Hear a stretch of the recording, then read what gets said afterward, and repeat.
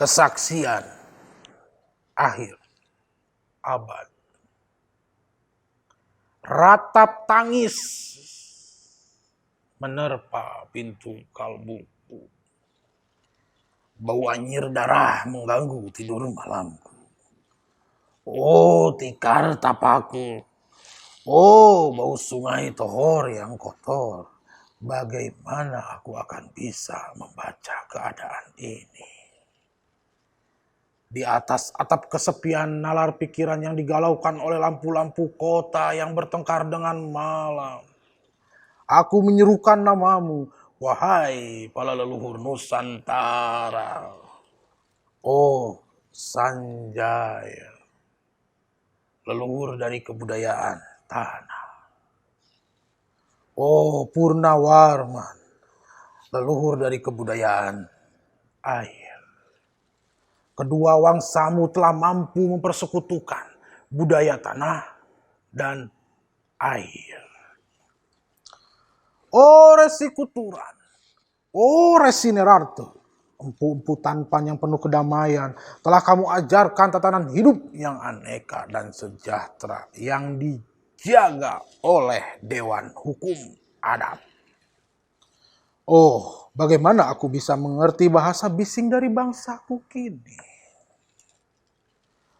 Oh, Kajau Lalido, bintang cemerlang tanah Ugi, negarawan yang pintar dan bijaksana, telah kamu ajarkan aturan permainan di dalam benturan-benturan keinginan yang berbagai ragam. Di dalam kehidupan, ade, bicara, rapang, dan wari. Oh, lihatlah wajah-wajah berdarah dari rahim yang diperkosa, muncul dari puing-puing tatanan hidup yang porak-poranda. Kejahatan kasat mata, tertawa tanpa pengadilan, kekuasaan, kekerasan, berak dan berdahak di atas bendera kebangsaan. Oh, anak cucuku di zaman Siribeti, bagaimana akan kalian baca prasasti dari zaman kami? Apakah kami akan mampu menjadi ilham kesimpulan, ataukah kami justru menjadi sumber masalah di dalam kehidupan? Dengan puisi ini aku bersaksi bahwa rakyat Indonesia belum merdeka. Rakyat yang tanpa hak hukum bukanlah rakyat merdeka. Hak hukum yang tidak dilindungi oleh lembaga pengadilan yang mandiri adalah hukum yang ditulis di atas air. Bagaimana rakyat bisa merdeka bila polisi menjadi aparat pemerintah dan tidak menjadi aparat hukum yang melindungi hak warga negara? Bagaimana rakyat bisa merdeka bila birokrasi negara tidak menjadi aparat rakyat, melainkan menjadi abdi pemerintah yang berkuasa? Bagaimana rakyat bisa merdeka bila hak pilih mereka dipasung, tidak boleh memilih secara langsung wakil-wakil mereka di Dewan Perwakilan, dan juga tidak boleh memilih secara langsung camat mereka, bupati, wali kota, gubernur, dan presiden mereka? Dan partai-partai politik menganggap rakyat hanya abdi partai yang dinamakan massa politik partai, kaula partai, atau hamba partai. Bagaimana rakyat bisa merdeka bila pemerintah melecehkan perdagangan antar daerah dan mengemban merkantilisme denles, sehingga rela menekan kesejahteraan buruh, petani, nelayan, guru, dan serdadu berpangkat rendah? Bagaimana rakyat bisa merdeka bila provinsi-provinsi sekedar menjadi tatanan jajahan pemerintah pusat? Tidak boleh mengatur ekonominya sendiri, tatanan hidupnya sendiri, dan juga keamanannya sendiri. Ayam serigala, macan ataupun gajah, semuanya peka pada wilayahnya. Setiap orang juga ingin berdaulat di dalam rumahnya.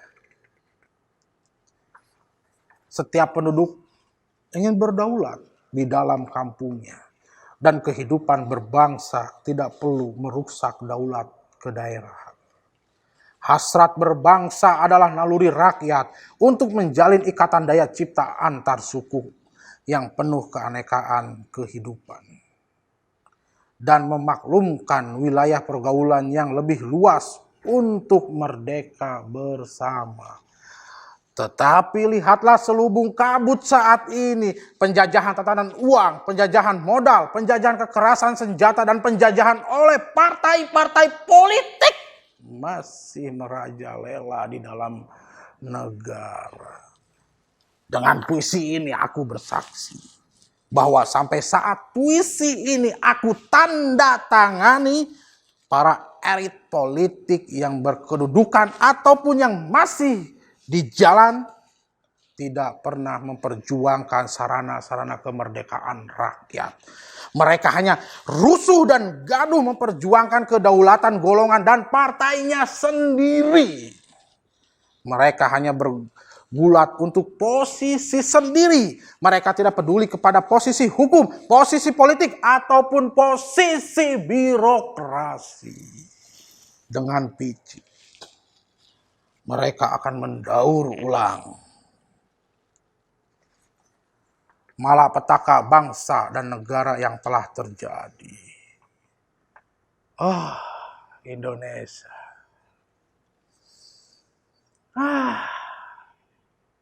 Indonesia. Negara yang kehilangan makna. Rakyat sudah diruksak ajas tatanan hidupnya. Berarti sudah diruksak dasar peradabannya. Dan akibatnya diruksak pula kemanusiaannya. Maka sekarang negara tinggal menjadi peta. Itu pun peta yang lusuh dan hampir sobek pula. Pendangkalan kehidupan bangsa telah terjadi. Tatanan nilai rancu, dusta, pencurian, penjarahan, dan kekerasan halal. Manusia sekedar semak belukar yang gampang dikacau dan dibakar. Paket-paket pikiran mudah dijajahkan. Penalaran amanah yang salah mendorong rakyat terpecah belah. Negara tak mungkin kembali diutuhkan tanpa rakyatnya dimanusiakan. Dan manusia tak mungkin menjadi manusia tanpa dihidupkan hati nuraninya. Hati nurani adalah hakim adil untuk diri kita sendiri. Hati nurani adalah sendi dari kesadaran akan kemerdekaan pribadi. Dengan puisi ini aku bersaksi bahwa hati nurani itu meski dibakar tidak bisa menjadi abu. Hati nurani senantiasa bisa bersemi meski sudah ditebang putus di batang. Begitulah fitrah manusia, ciptaan Tuhan yang Maha Esa.